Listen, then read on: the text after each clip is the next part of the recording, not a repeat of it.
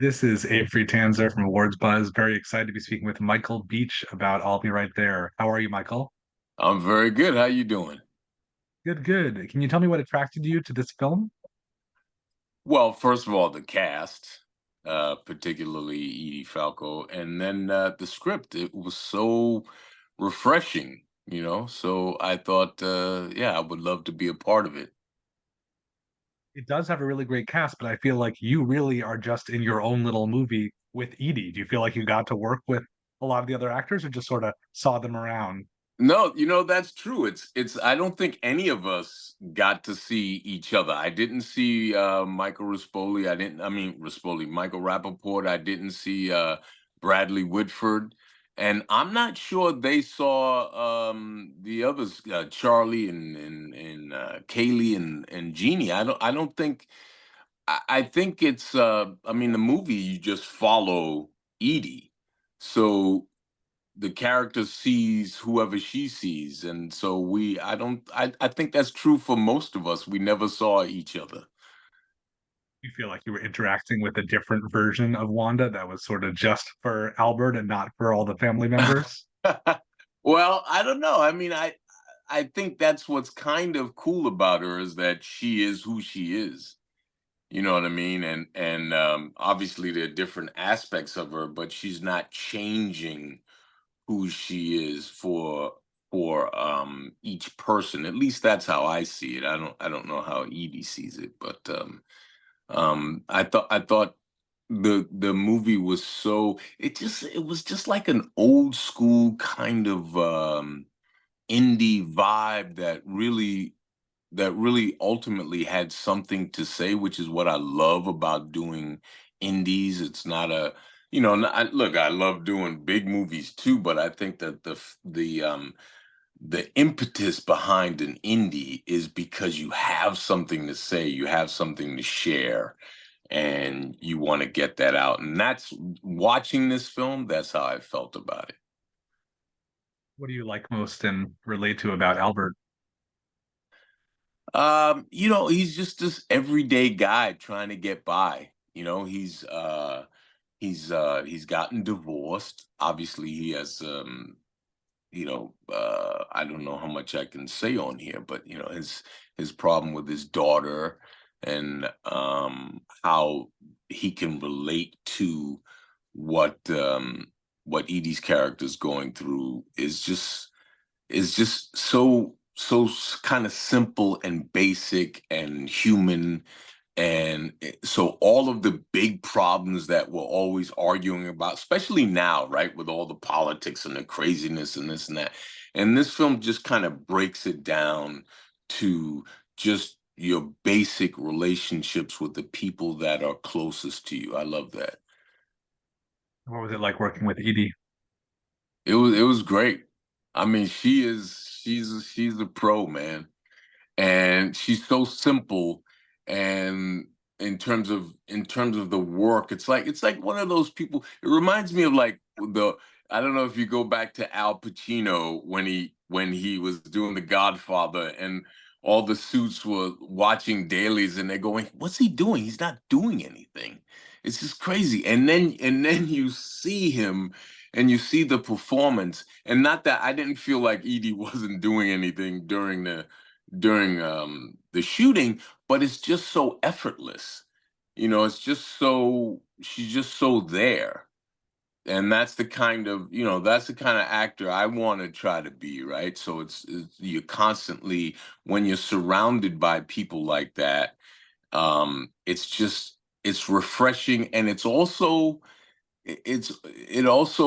backs up the idea of what a gifted actor is like. It's the work is kind of effortless. And so it was a great experience for me. What was this shooting experience like? Again, I imagine it was probably just pretty intimate since it's both just the two of you in most of your scenes. Yeah, well, it was very fast. I think I was shooting Mayor of Kingstown. And I came in for, I don't even know, four days, maybe, something like that. and basically just when I came to set, you're right, it was just me and her and Brendan, the director, and we just kind of rehearsed very loosely and quickly, and then we just was like, all right, let's just shoot, and we just shot, and so you just kind of talking and hanging out and figuring out, which is kind of these two characters are trying to figure out who each other, um who they've become. Obviously they knew each other in high school, but they haven't really seen each other since. So um I think they are what each other needed at the right time. And so getting to know each other kind of on film, off camera was nice. You still keep in touch with people from high school? You feel like you would, in a situation like this, be just as sort of surprised to reconnect with someone from your past?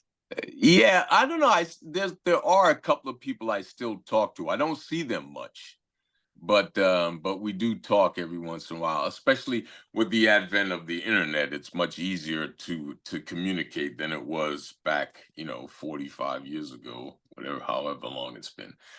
But it's cool because you've had completely different lives. Obviously, you're not kids anymore, and you've lived this life that each other has no clue about. Like you might know, oh, I have this many kids, or blah blah blah, but you haven't seen each other on a day-to-day basis. So the you are kind of rekindling and resparking a new relationship.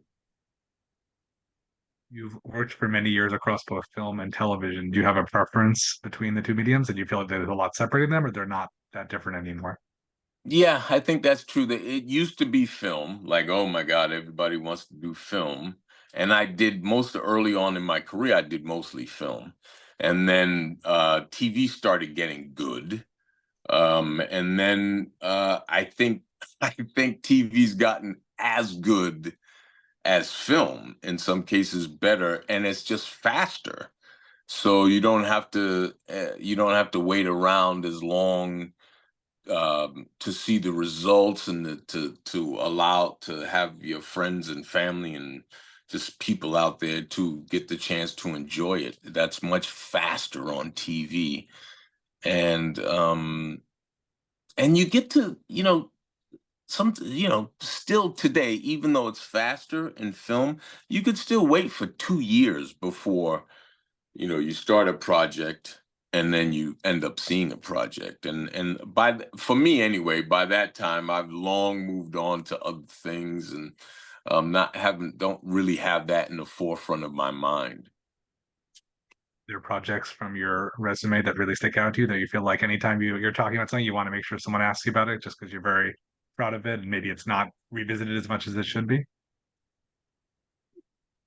Not really. I kind of just I'm looking for the next thing. I'm on to the next thing. I mean, there are a few films that I think are really good that didn't make any noise that I wish had.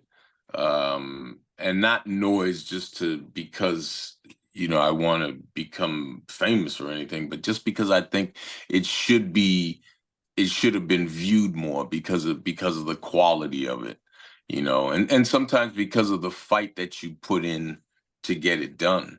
It's so funny because nobody knows about that stuff individually, how tough it was, or what circumstances you were working under, stuff like that. That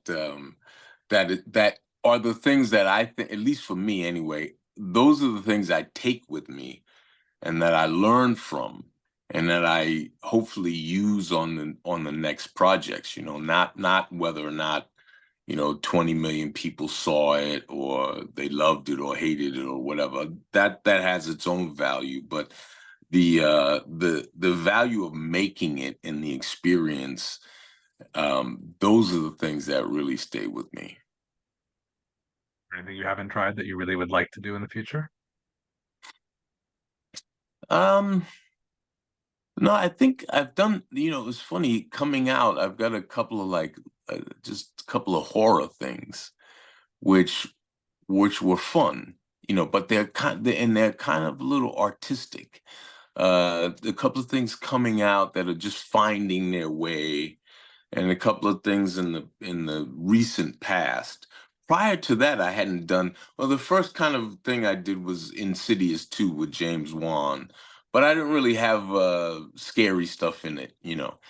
So it's probably been about 4 or 5 films since then that I was able to kind of get into that world a little bit.